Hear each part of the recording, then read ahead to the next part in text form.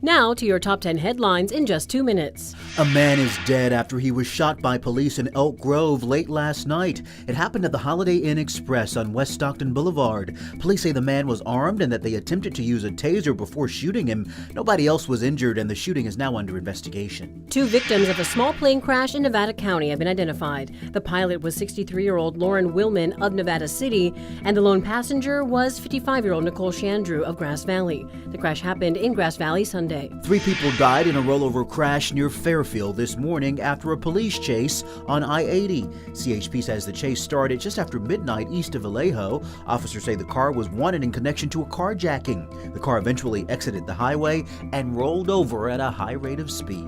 Sac Metro Fire says 18 people have been displaced after a fire at an apartment complex in the Arden Arcade area. It happened on Marconi Avenue around 9 this morning. 8 apartments were impacted by the fire. One of them is considered a total loss.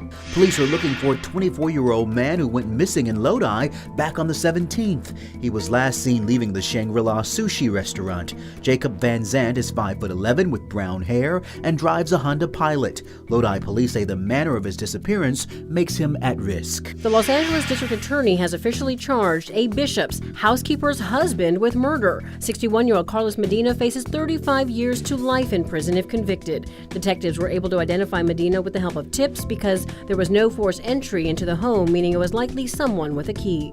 An LA judge has convicted the man who shot and killed rapper Nipsey Hussle to 60 years to life in prison. Hussle was honored with a star on the Hollywood Walk of Fame on what would have been his 37th birthday on Monday.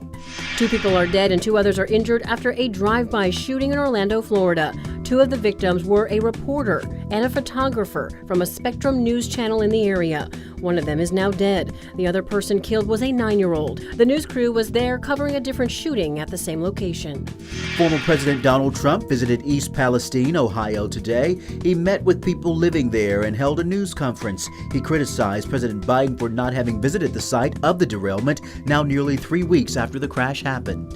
A new In-N-Out Burger in Elk Grove is set to open tomorrow. It's the 2nd location of that restaurant in the city. It's opening in the shopping complex near Elk Grove Boulevard and Bruceville Road. And those are your top 10 headlines in just 2 minutes.